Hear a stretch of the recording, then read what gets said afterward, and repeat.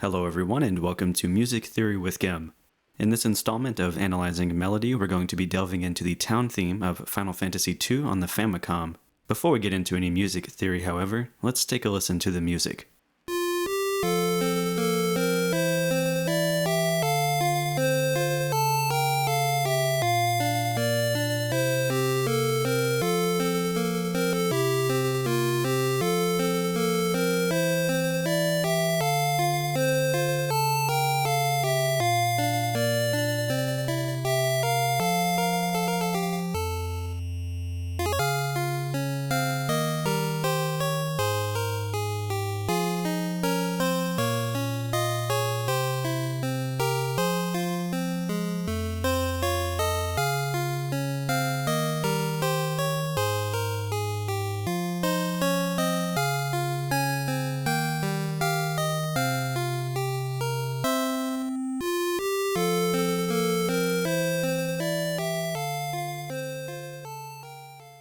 The tonality of the music is F, and it is initially set in the major mode. Upon arriving to the ninth measure of the piece, however, we hear an immediate switch to the minor mode. And before we begin our analysis of the melody, let's quickly take a pass through the harmony. In the opening measures, we hear a descending thirds progression consisting of F major, D minor 7, and B flat major, which has been embellished by chords of the ascending fifth or relative dominance, specifically C major over E and A7 over C sharp. These chords expand the preceding chords, F major and D minor 7, respectively. Upon arriving to B flat major, the sequence ends and we proceed to C7, F major, and then again C major. This final C major chord, along with the melody, forms a half cadence to end the phrase. In the next four measures, we hear many of the same harmonies, only this time we end with F major. This provides a greater sense of closure since the harmony, in conjunction with the melody, now forms a perfect authentic cadence. At this point, the theme switches over to the minor mode, and the harmony begins the second half of the theme with the chord D flat major 7. There are a number of ways to look at this progression, but the main thing to look out for are the numerous descending fifths progressions, which are E flat 7 to A flat major 7, F minor to B flat minor 7, and then C7 to F minor.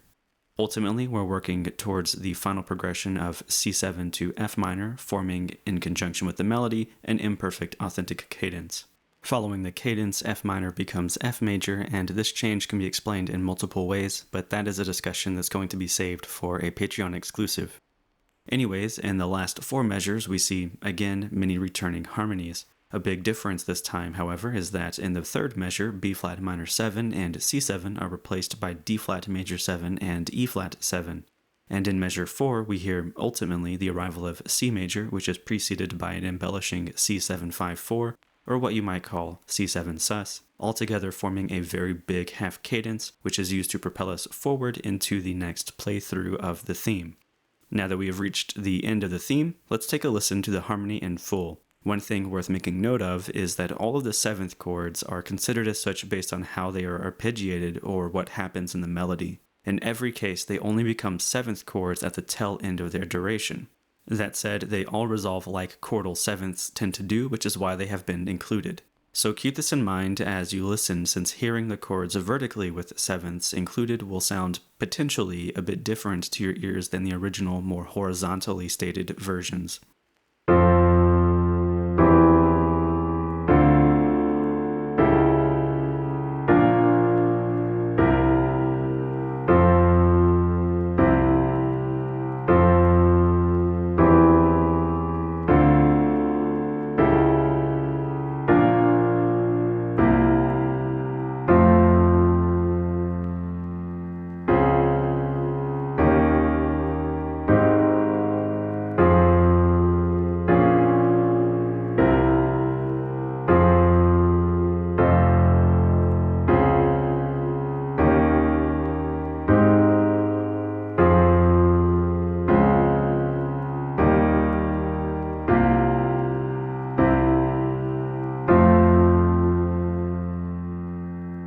With the harmony covered, we're now ready to delve into the melody. In the opening four measures, the core idea is essentially A descending by step to G. When we add the second layer of the melody, we see that we now have an ascending and descending F major triad spanning an octave from A to A, and this fills in the gap from the first structural A of the core idea to the second.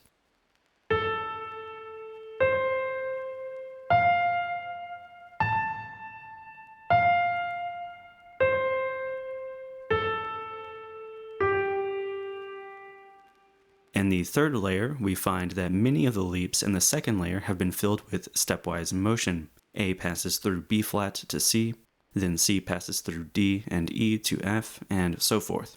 There are, however, 2 points where leaps occur, but these are small leaps the size of thirds.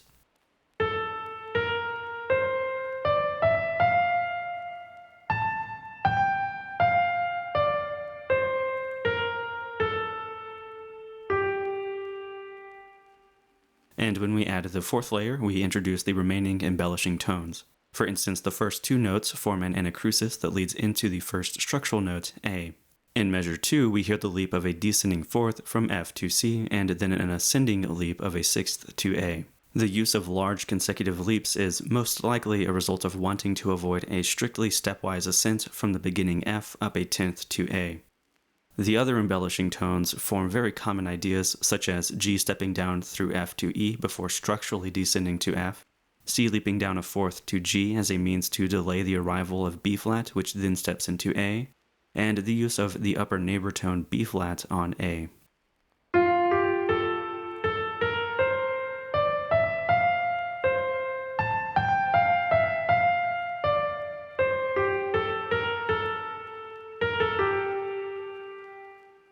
All that remains are the final 2 notes, which form the same opening anacrusis, and these are used to lead us into the next phrase. In the next 4 measures, many notes return. The goal, however, is no longer A descending to G, but is instead A ascending to F. When the second layer is added, we see that we still have an ascending arpeggio of F major beginning from A and ascending to A. When descending, however, we only make it back down to F. At this point, the arpeggio ceases with F stepping down to E and then cadencing to F.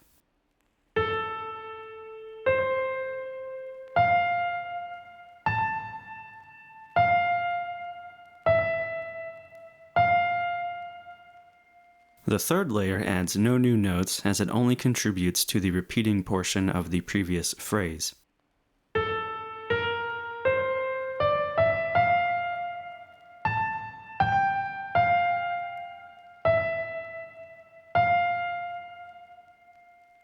In the fourth layer, there are only 2 new additions. Firstly, D will now be used as an embellishing tone against C major, since D sustains through beat 3 and then ascends to E on beat 4. And secondly, the following F on the and of beat 4 is an anticipation of the structural F.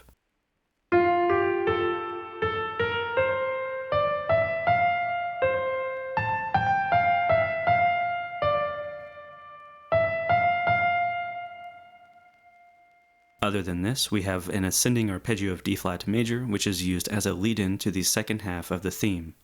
When we arrive to the second half, we switch over to the minor mode, and in the first 4 measures, the core idea is to get from F down a fourth to C. When we bring in the second layer, we see that F initially heads down to A-flat, forming the line F, E-flat, C, A-flat, but then leaps back up to D-flat before descending to C. With this in mind, we can consider C and A-flat to be a detour to an otherwise descending stepwise line from F to C via F, E-flat, D-flat, C.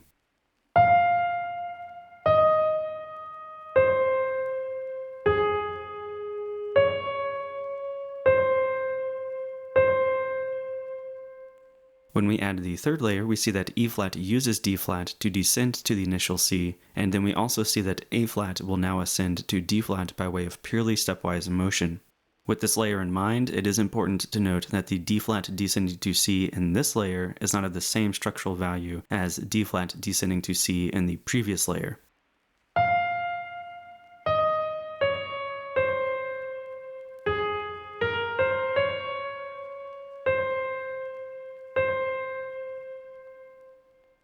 In the fourth layer, we see similar embellishing language such as E-flat leaping down by fourth to B-flat and then ascending by step to D-flat, which then will descend to C, as well as the use of the upper neighbor tone E-flat on D-flat and the lower neighbor tone B-flat on the following C.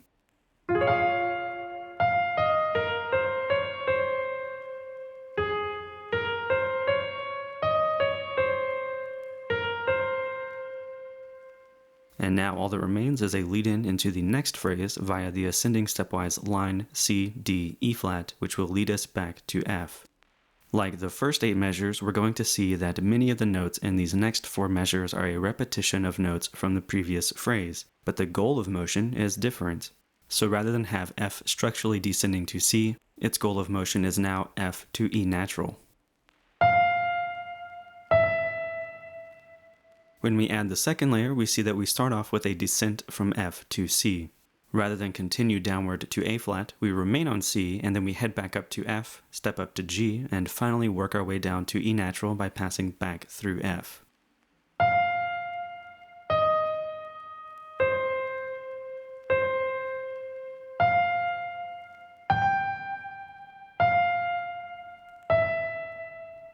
In the third layer, we add passing tones connecting notes of the second layer with stepwise motion.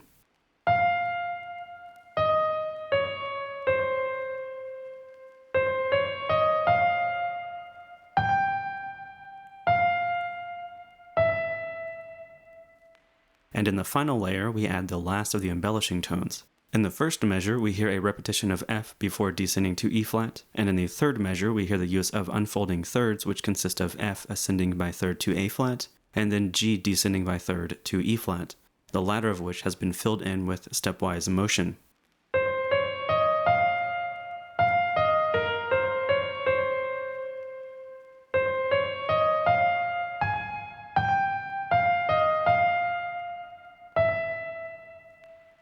Other than this, we have only 2 final notes, F and G, which are used to lead us back into the beginning of the theme's loop. This means that at this point we have covered the melody in its entirety, so what I'd like to do now is look at the entire melody in a reduced form.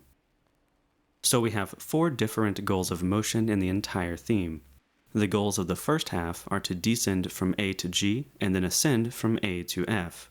An interesting point to consider here is that A to G is a descending second, and A to F could have been a descending third, but instead it has been inverted to be an ascending sixth. Anyways, in the second half, the 2 goals of motion are F descending to C and then F descending to E natural.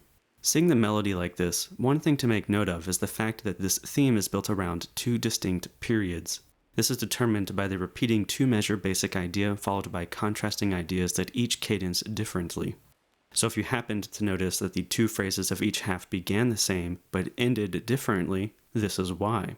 In the first period, we have a half cadence followed by a perfect authentic cadence, and in the second period, we have an imperfect authentic cadence followed by a half cadence. Normally, there is a weak to strong cadential relationship, which is seen in the first period, but in the second half, we have an imperfect authentic cadence followed by a half cadence, which creates a strong to weak cadential relationship. This isn't as big of a difference as, say, a perfect authentic cadence being followed by a half cadence, but it is still a strong to weak relationship. That said, this is a looping theme, and putting a half cadence at the end creates a stronger push to continue forward into the next loop. And in this case, that is more important than maintaining the prototypical design of a period. Anyways, now that we have an understanding of the melody's design, we're ready to return to the original and give it another listen. Before doing so, however, let's take a listen to this simplified melody with a reduced accompaniment.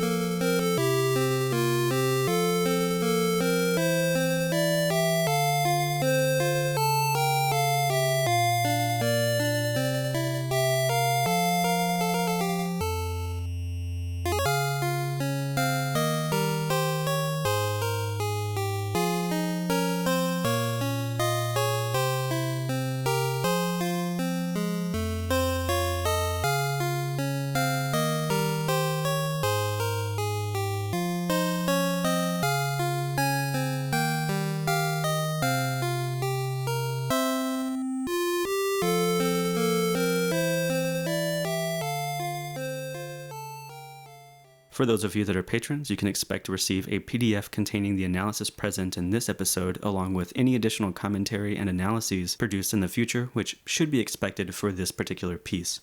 And of course, as my patrons, it is encouraged that should you have any thoughts or questions regarding this analysis or the theme as a whole, reach out to me.